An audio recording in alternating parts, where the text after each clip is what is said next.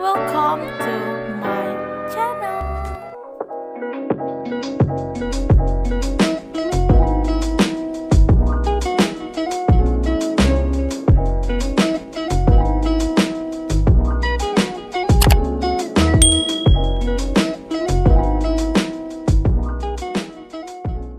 Halo semuanya, saya Yunia Zaranisa. Pada video kali ini kita akan bahas mengenai ekoenzim. Mulai dari apa itu ekoenzim, manfaat ekoenzim, serta cara membuat ekoenzim. Langsung saja disimak videonya. Jadi ekoenzim itu apa sih? Nah, ekoenzim adalah produk yang sangat ramah lingkungan dan juga sangat praktis dan mudah dibuat loh. Jadi ekoenzim itu adalah hasil fermentasi dari limbah dapur organik berupa ampas buah dan sayuran, gula, dan juga air. Ekoenzim ini pertama kali diperkenalkan oleh Dr. Rosukan van Panvel yang merupakan pendiri dari Asosiasi Pertanian Organik di Thailand. Produk yang kita gunakan sehari-hari mengandung bahan kimia sintetis yang berbahaya bagi kesehatan manusia maupun lingkungan. Dengan membuat ekoenzim, kita dapat mengurangi limbah kimia sintetis dan juga telah berpartisipasi mengurangi beban bumi, sekaligus menerapkan gaya hidup minim kimia sintetis. Cairan ekoenzim bisa digunakan sebagai pupuk tanaman yang nantinya akan meningkatkan kualitas rasa dari buah dan sayuran yang ditanam, membuat tanah dan tanaman menjadi subur, sampai menghilangkan hama pengganggu. Manfaat ekoenzim selanjutnya adalah untuk kumur-kumur dan juga sikat gigi. Formulanya 1 mili ekoenzim ditambah dengan setengah gelas air yang dapat bermanfaat untuk menyegarkan mulut dan mencegah peradangan gusi dan sariawan. Kegunaan selanjutnya untuk membersihkan buah dan sayur dari pestisida, insektisida, dan herbisida. Formulanya adalah 1 tutup botol ekoenzim ditambah dengan 1 waskom air. Kemudian, rendam sayuran atau buah sebelum dimasak atau dimakan selama 40 menit. Manfaat selanjutnya adalah sebagai cairan pembersih. Ekoenzim bisa digunakan sebagai cairan pembersih ramah lingkungan, seperti untuk membersihkan kaca dan kamar mandi, membersihkan kompor dan area dapur lainnya. Formulanya adalah 1 bagian ekoenzim ditambah 1 bagian sabun ditambah 5 atau 10 bagian air. Campuran ini dapat menghilangkan minyak dan bau yang ada di dapur. Selanjutnya, cairan ekoenzim dapat digunakan untuk mencuci pakaian yang bermanfaat untuk menghilangkan noda dan mempertahankan warna kain. Formulanya adalah 1 bagian ekoenzim ditambah 1 bagian sabun ditambah 500 atau 1000 bagian air dengan cara merendam pakaian beberapa saat.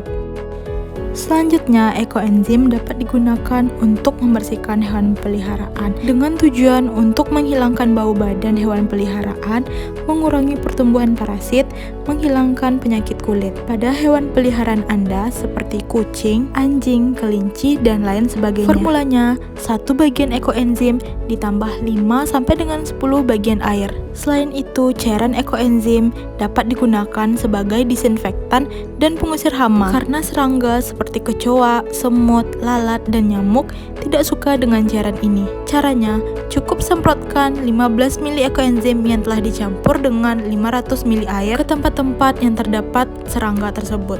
Selanjutnya, kita dapat merendam kaki menggunakan cairan ekoenzim. Caranya adalah larutkan 30 mili cairan ekoenzim ke dalam air dengan suhu 30-40 derajat Celcius. Lalu, rendam kaki dalam larutan tersebut selama 20-30 menit dan tutup seluruh kaki dengan handuk. Air rendaman kaki ini dapat mempelancar peredaran darah, memberi rangsangan terhadap titik saraf dan titik refleksi pada telapak kaki untuk membantu proses penyembuhan penyakit serta dapat meningkatkan kualitas tidur dan menghilangkan insomnia. Mari kita lihat cara-cara untuk membuat ekoenzim. Bahan yang dibutuhkan adalah sisa buah dan sayuran, gula yang pada kali ini menggunakan gula aren. Gula lainnya yang bisa digunakan adalah gula tebu, brown sugar, dan lain sebagainya. Lalu air sebanyak 1 liter.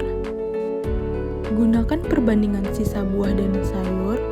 Gula, air adalah 3:1:10. Selanjutnya adalah botol plastik yang digunakan sebagai wadah untuk membuat ekoenzim. Timbangan yang digunakan untuk mengukur bahan-bahan yang akan digunakan. Dan juga lem tembak. Serta juga selang waterpass. Berikut kita mulai dengan cara membuat ekoenzimnya dengan memasukkan selang waterpass tadi ke dalam tutup botol yang telah kita lubangi. Karena tidak menutup dengan sempurna, kita gunakan lem tembak pada tutup botol yang telah kita masuki selang tadi sampai merakat dengan kuat dan tidak ada celah lagi. Selanjutnya kita masukkan air yang telah kita ukur ke dalam botol plastik bekas. Langkah selanjutnya yang dilakukan adalah masukkan gula ke dalam botol bekas. Sesuai dengan perhitungan yang telah dilakukan adalah sebanyak 100 gram.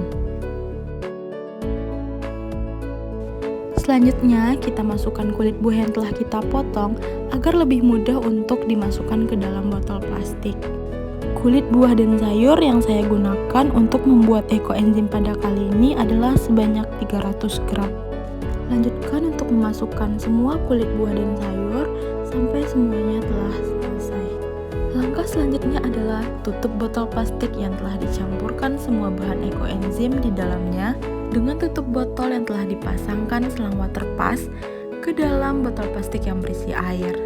Hal ini bertujuan untuk mengeluarkan gas pada ekoenzim karena pada bulan pertama terjadi proses fermentasi dan akan mengeluarkan banyak gas. Untuk itu menghindari agar ekoenzim tidak meledak.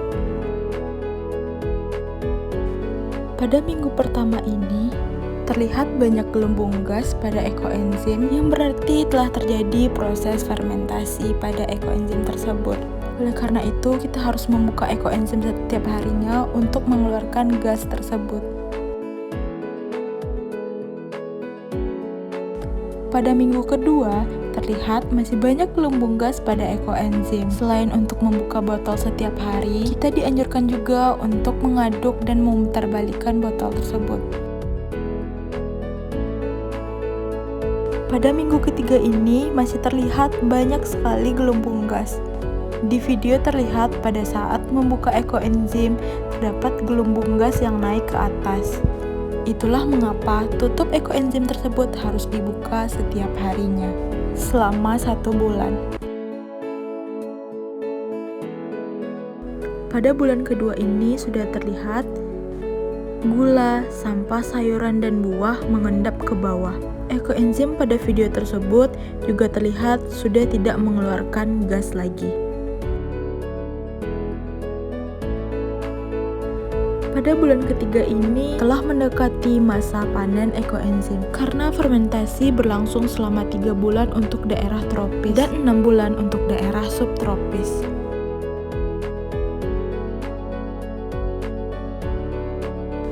Selanjutnya, kita sampai pada panen ekoenzim. Berikut adalah langkahnya. Saring ekoenzim menggunakan saringan. Pada video terlihat proses penyaringan ekoenzim menggunakan saringan dan diletakkan pada wadah sementara. Residu dapat digunakan kembali hanya dengan menambah sampah segar. Berikut adalah hasil saringan dari ekoenzim. Cairan ekoenzim siap untuk digunakan.